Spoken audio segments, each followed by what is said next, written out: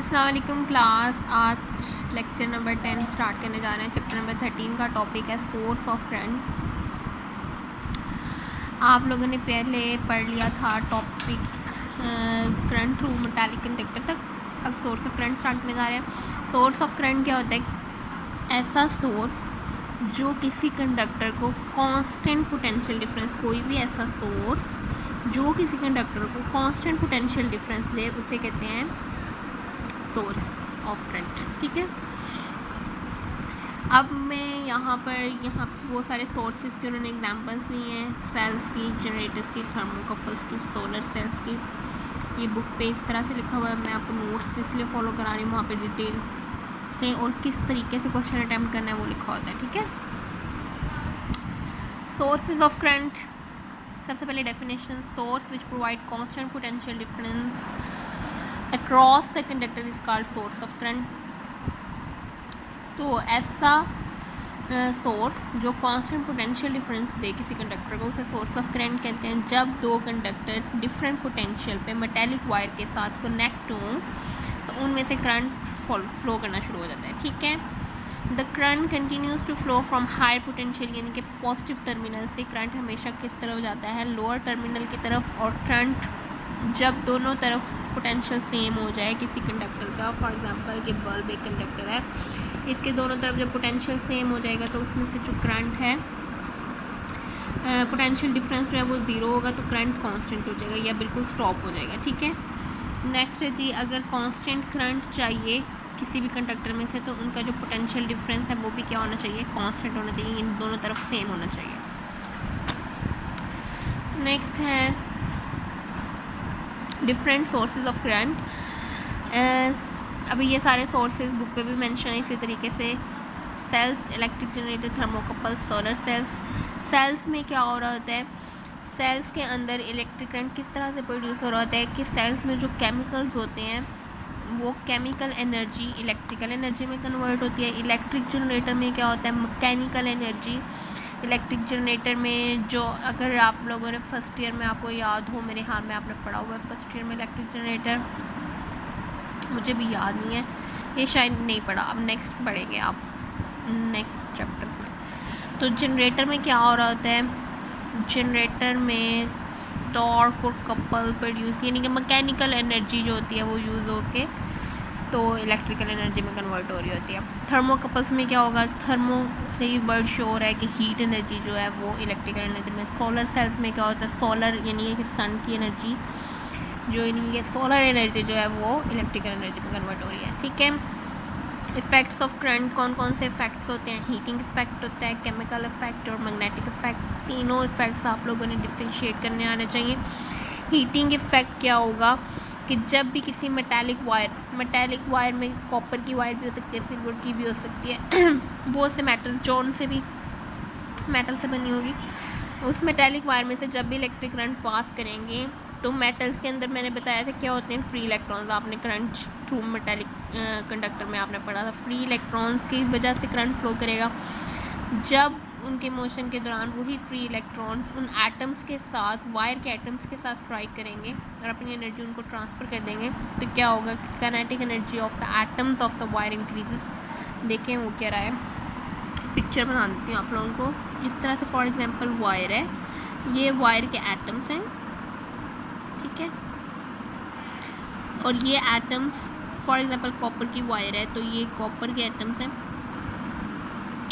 और ये इसके फ्री इलेक्ट्रॉन्स हैं। ठीक है। ये जो मैंने नेगेटिव शो कर रही हूँ, ये फ्री इलेक्ट्रॉन्स हैं।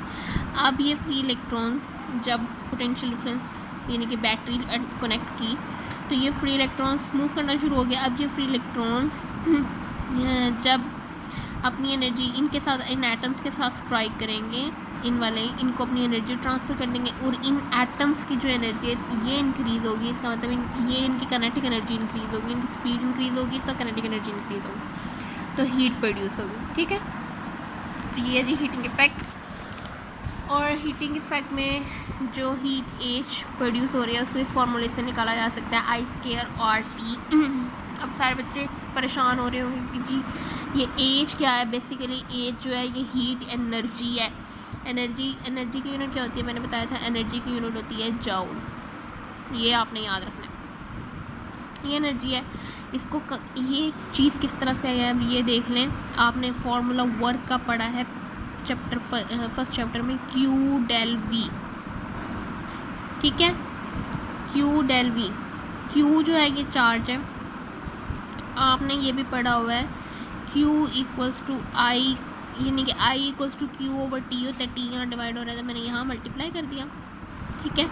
और वी ओहम लॉ से V इक्वल्स टू होता है आई आर। ये दोनों चीज़ें इस इक्वेशन में पुट करें, Q, इस Q की जगह पे आप पुट कर दें आई टी और V की जगह पे पुट कर दें आई आर।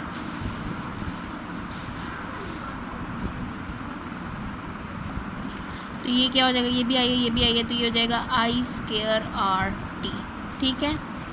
तो ये W वर्क की भी यूनिट क्या होती है, जूल। वर्क भी एक एनर्जी होती है, किसी भी फॉर्म में अपीयर होता है। तो ये हीटिंग एनर्जी है, तो ये हीट की फॉर्म में अपीयर हो रहा है, इसलिए इसको एच से रिप्रेजेंट कर दिया, तो ये क्या चीज़ आ गया, आई स्क्वायर आर टी, ठीक है। नेक्स्ट जी केमिकल इफेक्ट। केमिकल इफेक्ट में क्या होता है कि लिक्विड्स, जहाँ पे भी केमिकल आ जाएंगे इसका मतलब कोई ना कोई केमिकल होगा लिक्विड फॉर्म में। जब भी लिक्विड्स में से इलेक्ट्रिसिटी, लिक्विड का नाम हो और इलेक्ट्रिसिटी का नाम हो, तो वहाँ पे एक प्रोसेस आता है जिसे कहते हैं इलेक्ट्रोलाइसिस, यानी कि ब्रेक डाउन। लाइसिस का मतलब होता है ब्रेक डाउन, किसकी वजह से, इलेक्ट्रिसिटी पास करने की वजह से लिक्विड में से। For example dilute sulphuric acid and copper sulphate solution, ये एग्जांपल्स हैं किसकी, ये इलेक्ट्रोलाइसिस के प्रोसेस में जो इलेक्ट्रोलाइट्स यूज़ होते हैं, इसकी एग्जांपल, ठीक है। नेक्स्ट है जी chemical changes produce during the electrolysis of a liquid are due to the chemical effects of the current. Chemical changes electrolysis के प्रोसेस के दौरान जितनी भी होती हैं वो करंट के केमिकल इफेक्ट्स की वजह से होती हैं। It depends upon the nature of liquid, ये लिक्विड पे यानी कि केमिकल पे डिपेंड कर रहा होता है कि किस किस्म का केमिकल है, एंड द क्वांटिटी, और कितनी क्वांटिटी में इलेक्ट्रिसिटी उस केमिकल के अंदर से पास की जा रही है। नेक्स्ट है जी मैग्नेटिक इफेक्ट। जहाँ पे भी इलेक्ट्रिक करंट का जिक्र होता है वहाँ पे मैग्नेटिक इफेक्ट ज़रूर होता है। जब भी किसी वायर में से इलेक्ट्रिक करंट पास कर रहे होते हैं तो उसके इर्द गिर्द मैग्नेटिक इफेक्ट प्रोड्यूस होता है, और उसको मैग्नेटिक इफेक्ट ने वायर को इस तरीके से राउंड अप किया होता है। ये इस वाले पोर्शन में दिखाया है, ये पूरी इस वायर के अलॉन्ग इस तरह से मैग्नेटिक इफेक्ट है। और मैग्नेटिक इफेक्ट मज़ीद यहाँ पर दो चीज़ों पर डिपेंड कर रहा है। मैग्नेटिक इफेक्ट यानी कि मैग्नेटिक फील्ड की जो स्ट्रेंथ है वो दो चीज़ों पे डिपेंड कर रही है। एक तो वैल्यू ऑफ करंट कि यहाँ पे एक के इस वायर में से कितना करंट फ्लो कर रहा है, और दूसरा डिस्टेंस फ्रॉम द वायर, यानी कि डिस्टेंस फ्रॉम द वायर का मतलब यहाँ पे अगर इस पॉइंट पे अगर आप लोग लेते हैं इस वाले एरो के पास, इस वाले एरो के पास, तो यहाँ पे मैग्नेटिक फील्ड की स्ट्रेंथ ज़्यादा होगी। जब यहाँ पर जाएंगे यानी कि ये अगर ये वाली वायर है तो इससे अगर आप दूर चले गए तो यहाँ पर मैग्नेटिक फील्ड की स्ट्रेंथ क्या होगी, कम होगी, ठीक है। इसलिए ये distance of from the wire पे भी डिपेंड करता है, ठीक है। पैटर्न ऑफ मैग्नेटिक फील्ड, एक तो करंट कैरिंग, ये करंट कैरिंग स्ट्रेट वायर में किस तरह का पैटर्न होगा ये भी इस फिगर में दिखा दिया गया है। और अगर सोलिनाइड हो यानी कि जिसके अराउंड वायर राउंड अप हुई हो उस पर किस तरह का मैग्नेटिक इफेक्ट होगा तो वो भी ये दिखा दिया गया, ठीक है, दोनों फिगर्स। मैग्नेटिक इफेक्ट यूज़ किस लिए किए जाते हैं, एक तो डिटेक्शन और मेजरमेंट ऑफ करंट, कितना करंट पास कर रहा है और कहाँ कहाँ पे करंट है। जहाँ जहाँ करंट होगा ऑब्वियसली वहाँ पे मैग्नेटिक फील्ड होगा, इस तरह से हम डिटेक्ट कर सकते हैं कि करंट है, ठीक है, डिटेक्शन ऑफ करंट के लिए। और machines involving electric motor are also use, electric motor भी आप नेक्स्ट पढ़ेंगे नेक्स्ट चैप्टर्स में, तो वो सारी मशीन्स में मैग्नेटिक इफेक्ट होता है, ठीक है। नेक्स्ट है जी इलेक्ट्रोलाइसिस का प्रोसेस एक्सप्लेन किया गया है।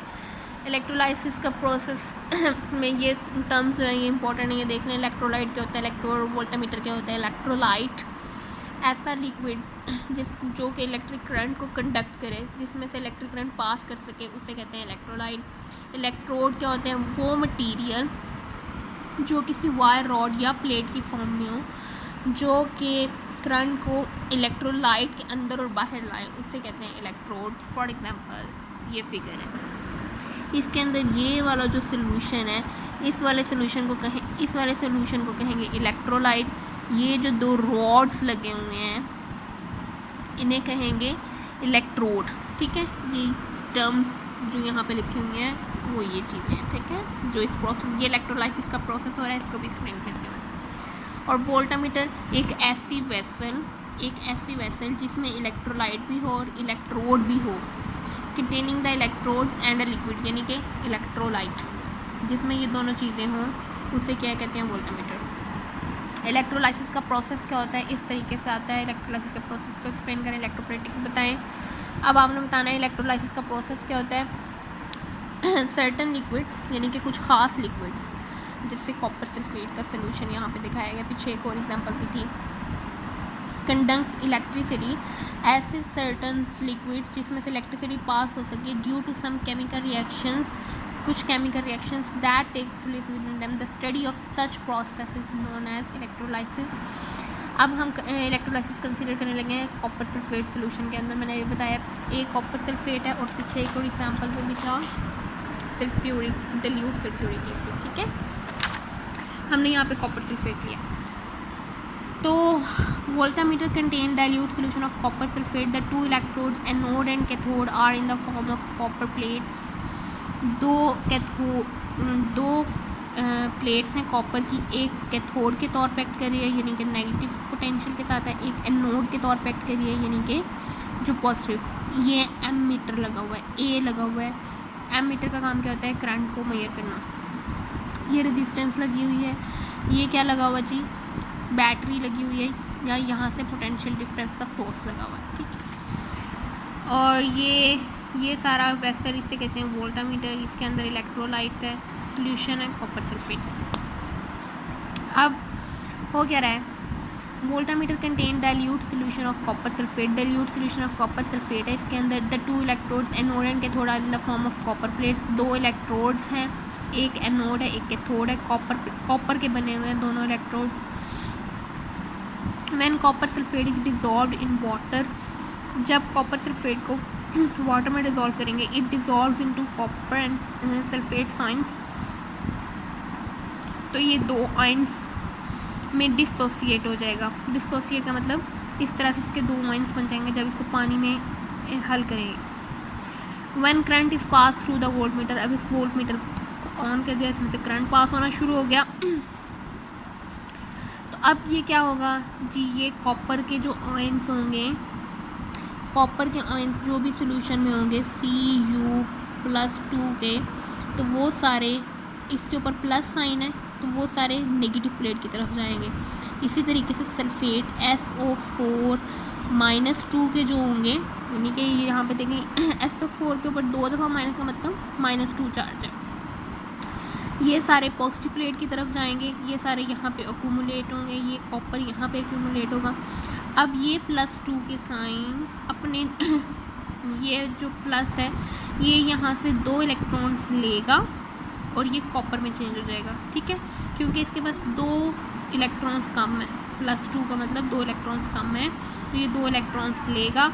एडिशन ऑफ इलेक्ट्रॉन्स का प्रोसेस होता है रिडक्शन, ठीक है, यहाँ पे जो फिनोमेना हो रहा है इसे कह रहे हैं रिडक्शन, ये भी आपने याद रखना है, ठीक है।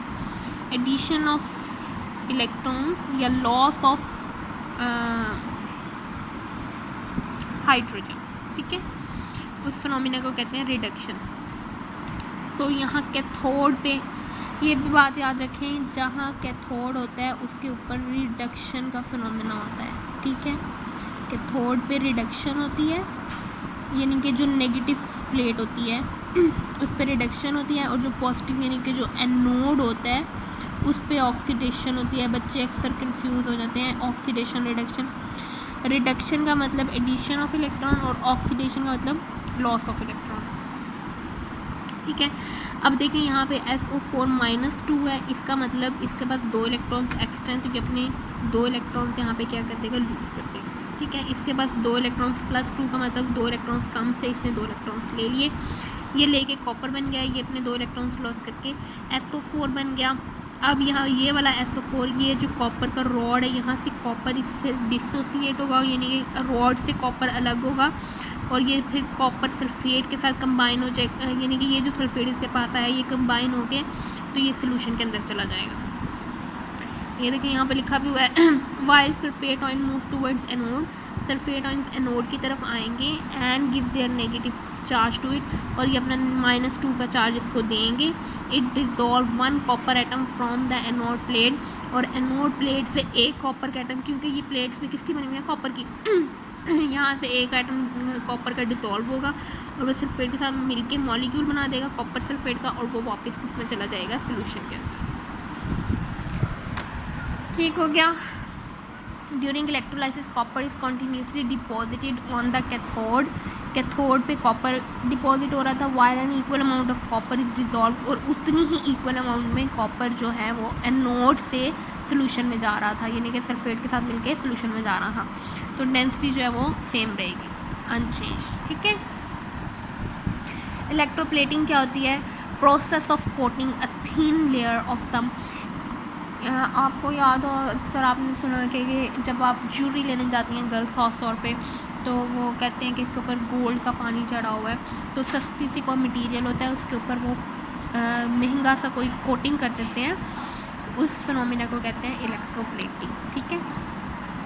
कोई भी सस्ता सा मटेरियल यहाँ पे इन्होंने एग्जांपल नहीं दी हुई, चीपर मटेरियल के ऊपर कोई भी गोल्ड या सिल्वर का एक्सपेंसिव मेटल जो होता है उसकी कोटिंग कर देते हैं, उस फिनोमिना को इलेक्ट्रोप्लेटिंग कहते हैं। ठीक है। ये लेक्चर नंबर 10 यहाँ तक ही था। अल्लाह हाफिज़।